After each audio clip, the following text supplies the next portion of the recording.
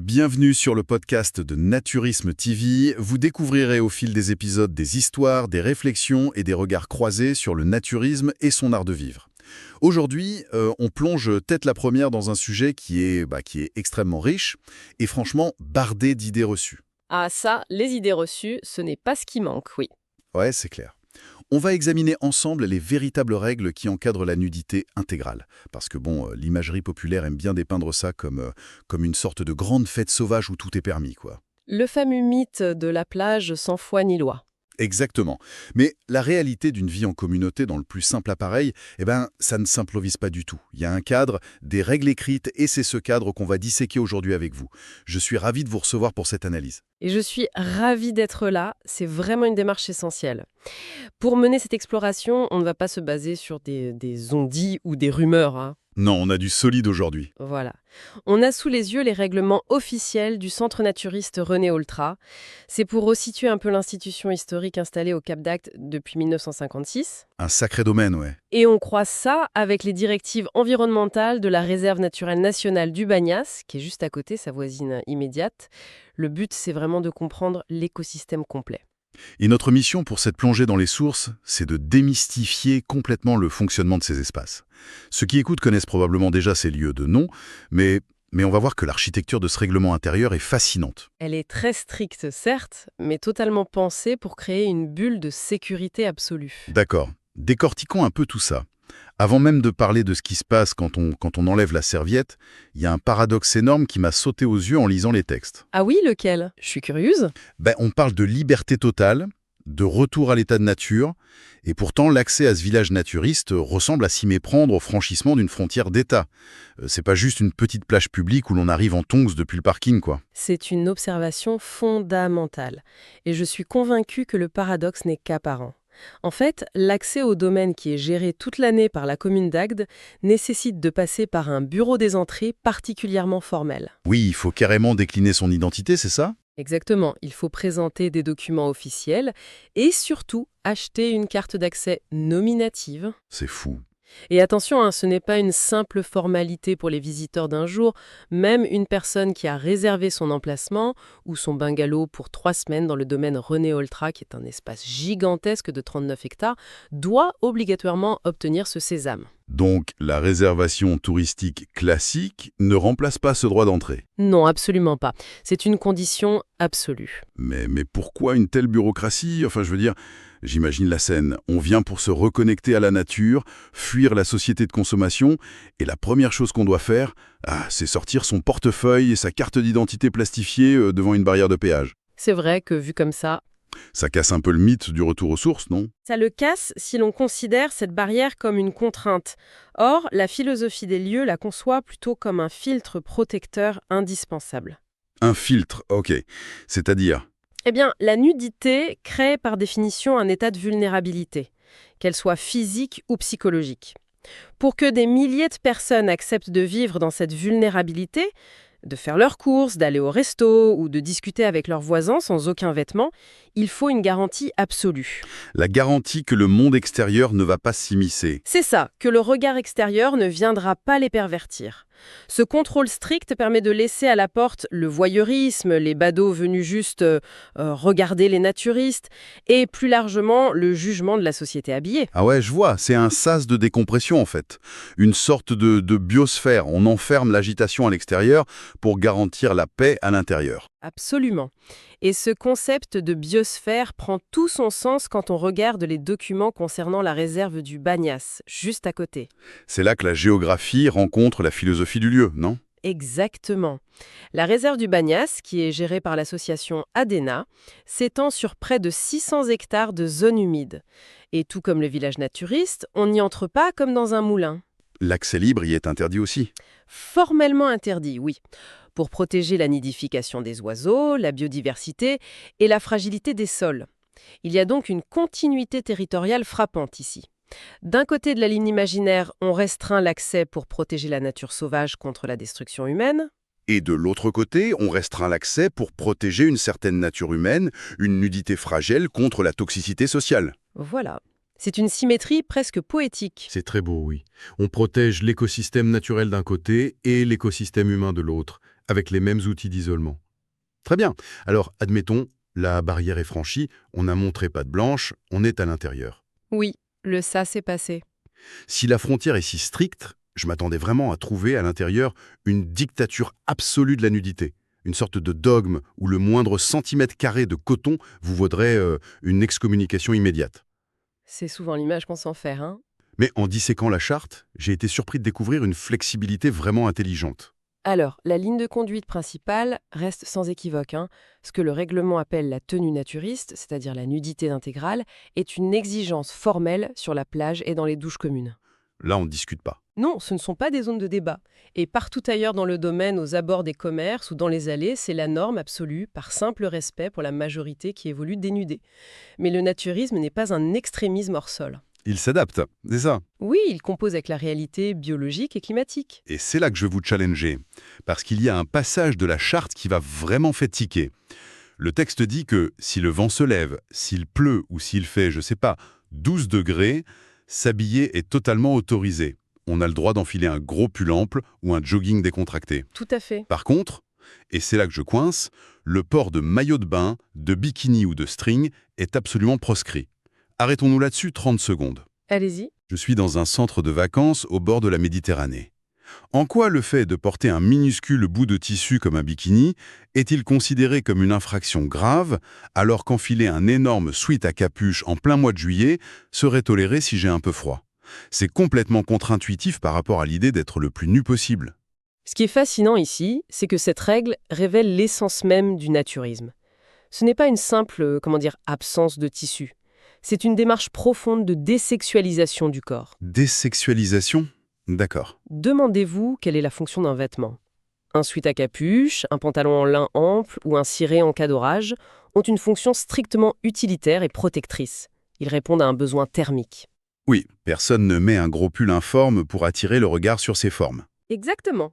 Le maillot de bain, en revanche, et plus particulièrement le bikini ou le string, n'a absolument aucune vertu thermique. Ah, il sert juste à cacher ou à mettre en valeur. Voilà. Il relève de l'ornementation. Il découpe le corps, il attire l'œil sur les zones érogènes, il relève du paraître, de la séduction, des codes de la société habillée finalement. Ouais, on ramène les codes de l'extérieur à l'intérieur. Or, tous les textes fondateurs de ce mouvement sont catégoriques. L'érotisme et le naturisme sont deux concepts qui s'excluent mutuellement. En tolérant un bikini, on réintroduirait instantanément le culte de l'apparence, la compétition esthétique. Et la sexualisation des corps que les vacanciers sont justement venus fuir. Précisément en franchissant le sas d'entrée dont on parlait. Je trouve ça brillant comme distinction. La différence ne se situe pas dans la quantité de tissu, mais dans l'intention sociale derrière le vêtement. L'utilité contre la parure. C'est tout à fait ça.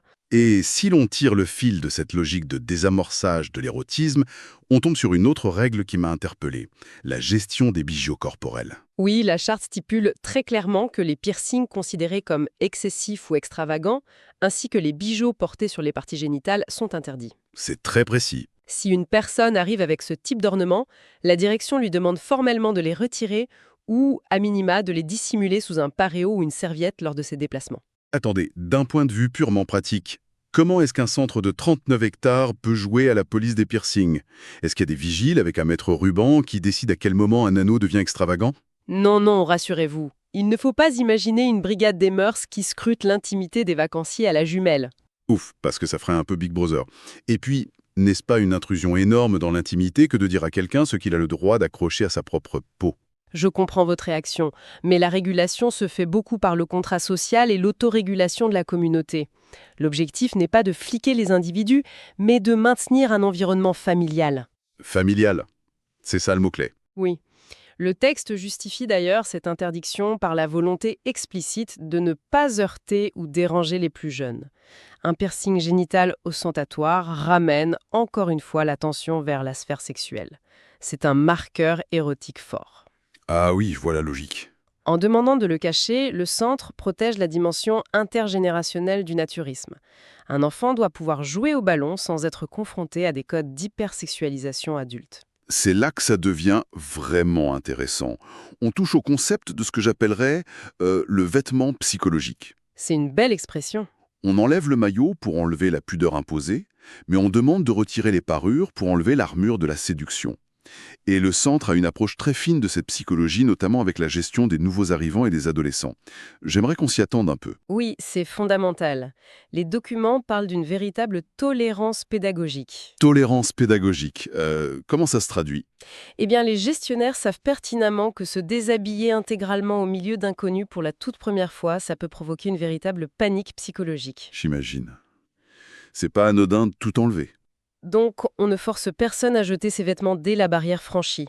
Les nouveaux ont le droit de prendre le temps d'acclimater leur esprit à cette nouvelle norme. Pour les jeunes enfants, la charte demande aux parents de faire un effort d'éducation à la nudité. De les encourager doucement, quoi. C'est ça.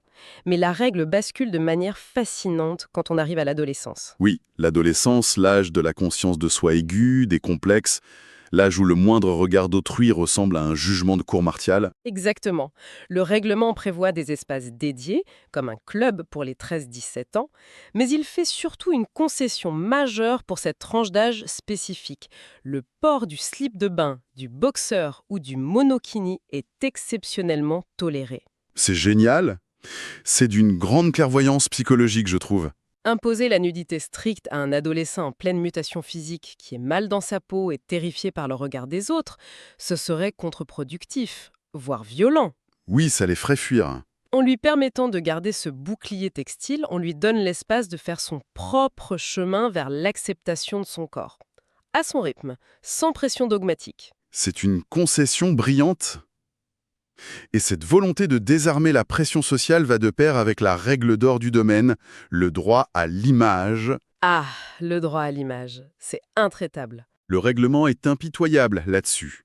Appareils photo, caméras, vidéo, téléphone pointé vers les autres, et même l'installation de caméras de vidéosurveillance privée sur son propre bungalow, tout cela est strictement interdit. C'est logique. C'est l'antidote absolu à l'ère TikTok et Instagram dans laquelle on baigne toute l'année. Totalement. La capture d'image est l'ennemi naturel de la vulnérabilité que le naturisme cherche à instaurer.